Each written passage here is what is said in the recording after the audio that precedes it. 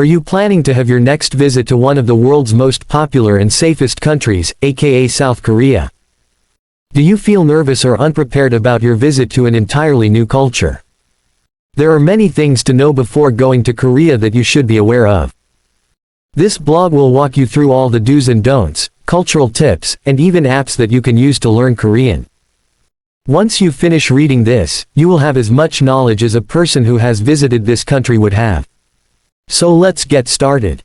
25 best things to know before going to Korea. First, cultural things to know before going to Korea. The foremost significant aspect of South Korea is its unique and elegant culture. There are several ways of getting the correct information about their culture. Korean media is shining in today's world. There are chances that even you wish to visit South Korea because you have been fascinated by how the Koreans are through their shows and music. Some of the most essential and promising ways to know their culture are by learning their language, watching shows, and Korean dramas by immersing yourself in the world of K-pop, learning about their customs and culture in general, and much more. This blog will be the magnum opus of your successful visit to South Korea with all the right South Korea travel tips listed below. Learning Hangul is recommended. Hangul is the Korean alphabet in the writing system of Korea. It is a unique writing system that is extremely different from the English alphabet both in terms of writing and pronunciation. You should learn Hangul and know some essential words and phrases before visiting South Korea. Why is it important? In South Korea, Korean is seen as more prominent than English in some other countries like India and Pakistan. If you are visiting South Korea and you are on your own, you will need this beautiful writing expression at every step. You would often need a lot to do using Hangul, like using Google Maps, getting street food, etc.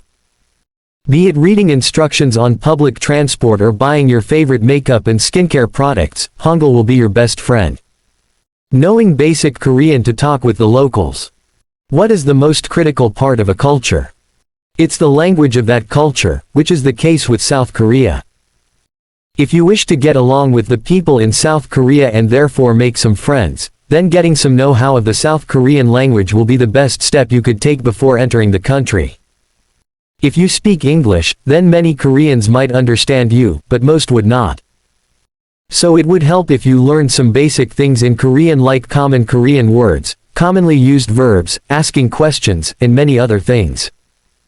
You might think that learning Korean is hard, and you could be frightened by even the thought of learning it, but let me assure you that it is a beautiful experience. You would be delighted to know that you can communicate with the shopkeepers in skincare shops and order your favorite Korean food in any restaurant. There is no way that you will regret going to Korea with a fundamental insight into the language. Knowing Korean traditions, myths, and superstitions. A significant element of their culture is their myths and superstitions, which they are extremely serious about. You might think of it as a joke at first, but once you visit Korea, you will realize how this thing is really important for them. Before going to Korea, learn some very basic and general superstitions in the culture. For instance, chopstick stick in a rice bowl. This could get you some serious glares from the native Korean speakers since that is done on the occasion of deaths in their culture. Furthermore, some other superstitions are associated with death in Korean culture, including number 4 in writing someone's name in red ink. Due to their firm belief in these superstitions, you would not find things in the set of 4, or the numbers written on elevators, etc. Getting an idea about these Korean traditions, myths, and superstitions can save you from countless embarrassing moments in front of other Koreans. Using both hands when receiving or giving an item. Korean people tend to give or receive anything like a bowl of water, a fruit, or a present with both hands. If you meet a Korean person and see them using both of their hands to hand you something, don't be shocked. They are just showing you a respectful gesture and therefore reciprocating that will only elevate your impression in their mind. Taking off shoes in Korea. You can easily find and wear house slippers in most Korean homes. There is more than one occasion when you might need to take your shoes off or exchange them. One of those is while entering someone's house. Korean people are especially thoughtful about bad vibes and dirt. They believe that if the shoes worn outside or brought inside the home, it could bring in some negative energy or make their house dirty.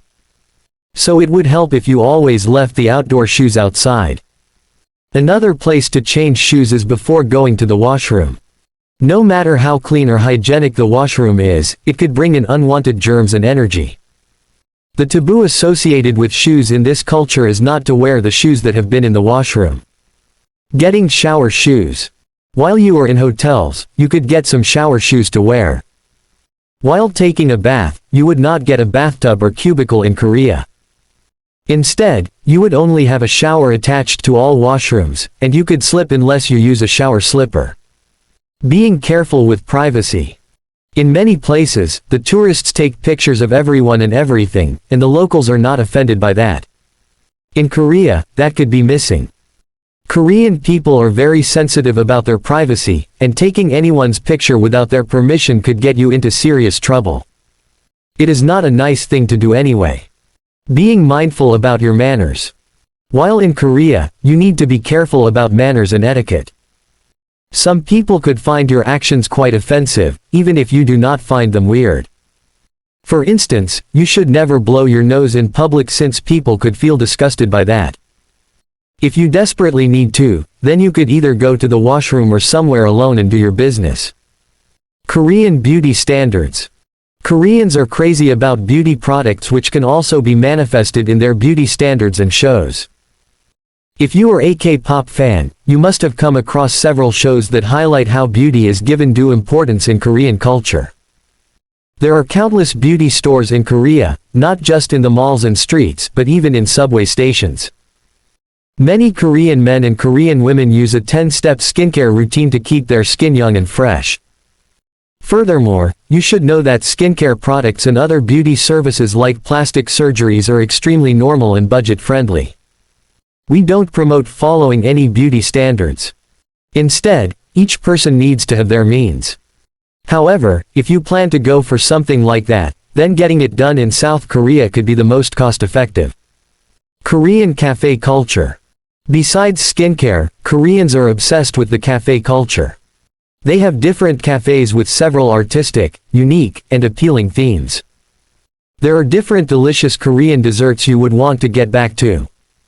Sitting in a cafe could become your favorite memory while in South Korea. You can find almost all kinds of cafes in South Korea, and while you are in any cafe, the accessibility to Wi-Fi should never be an issue for you. And the most important part is that the cafe has excellent aesthetics for taking cool pictures to light up your Instagram feed. After all, does a visit count if we don't have even one picture of that? Pouring the drink for a senior or elderly. If you are drinking with your senior, then it is on you to pour the drink of your senior all the while that they are drinking.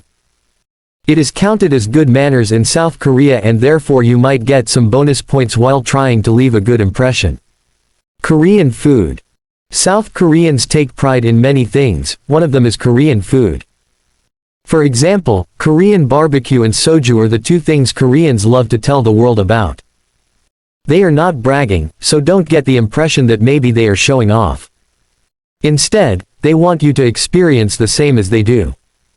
You can also find non-Korean food in Western restaurants in Itaewon district of Seoul. Furthermore, you might need to know some other details. For instance, soju is extremely cheap and common, as much as water in both regards. Also, Koreans use metal chopsticks more often, which can be hard to handle, so you might as well need to get accustomed to using them. Different toilets and restroom culture. Korean toilet system could be different from what you generally encounter.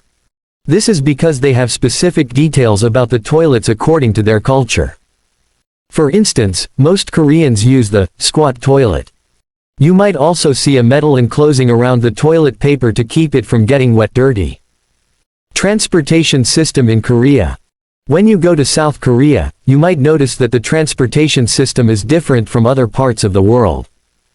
There are certain do's and don'ts of South Korean transportation which we will enlighten you about. Korean Train Express. There are several means of transport which can take you to places in Korea. In addition to the ordinary trains, buses, there is another transportation system in South Korea that you should know about. Korean Train Express (KTX) is an extremely efficient and super fast way of traveling to different parts of Korea. If you have an urgent meeting to attend, but our flight to South Korea was late, you can opt for these impressive options that would cost you less time and more efficiency. There's a catch that this method is not a budget-friendly one. If you are a businessman with loaded pockets, this could be a great thing to experience. But if you are studying in Korea or having a general tour with a low average budget, then you might as well pass on this option. Deluxe taxis. Like the previous Korean travel tips, this one also tells you how to opt for more budget-efficient ways of staying in South Korea. If you spot a black cab, then run away. Staying away from a black cat could be a myth, but avoiding the black cabs in South Korea is a strategy. Black cabs in South Korea are the premium version of cabs. At the end of your ride, the taxi drivers would give you a bill that could make you cry. And if you are on a low budget, then Viola, you might not be able to afford your next trip. Convenient applications. A perk of using the most efficient transportation system in South Korea is that you can also get access to several transportation applications that can facilitate your stay in South Korea. You can easily understand different directions even if you do not know Korean addresses. On the other hand, Google Maps is not the best option in South Korea since several restrictions around the map data Google Maps can get. There are apps that can help you if you know Korean. However, if this language is somewhat of an alien language to you, then these apps are a big must for you to survive in South Korea. Some of those maps include the Naver map and the Kakao map. Furthermore, there is also a metro app across South Korea and in each city, like the Seoul Metro app, which is user-friendly for you since the interface is in English. Ways to pay in Korea. These are two widely used methods for paying in South Korea. The first one is AT-Money card, while the other is a bank card. AT-Money card is a transportation card that can be bought anywhere in South Korea, e.g., convenience stores. You could go to your nearest local shop in South Korea, and they could get you your own T-Money card. You can easily buy the card and get your balance updated at any subway station or train station. You can use it at almost all the transportation stations and enjoy your visit without constantly counting and worrying about the cash. It is convenient with the latter method if T-Money is written on the bank card. Such a bank card would work on the transportation system. However, if your bank card does not have that, you would have to get the T-Money. Korean hotels and restaurants. There are different guest houses in most Korean hotels you can stay in. That depends upon your budget. If you are low on cash and money, you can find yourself a local guest house for as low as $15 per night. But if you are there for business and can afford a lot, you could even spend your night at a lavish hotel room, a Holiday Inn that might charge you $300 per night. Call buttons. What would you do if you were in a restaurant and needed to call a waiter? You would wait for minutes until the waiter notices you, and you get to call them, right? In South Korea, you don't have to worry about these trivial matters. In South Korea, almost every restaurant has a calling button on the side of the table, which can be pressed to call a waiter. This is a customer-friendly method since the customer does not have to wait. Punctuality is the key. Many hotels in South Korea have strict check-in and check-out policy. This means that if you are in a hotel earlier than you have booked, you could be charged more. The same goes for the checkout policy. Be prepared to leave the hotel before your checkout time since that could keep you from getting overcharged. No tipping culture. In South Korea, the restaurants ensure that all the customer services are on them and therefore included in the bill. They have it all calculated and pay each person, e.g., guard and waiter, accordingly, thus no extra cost should be paid.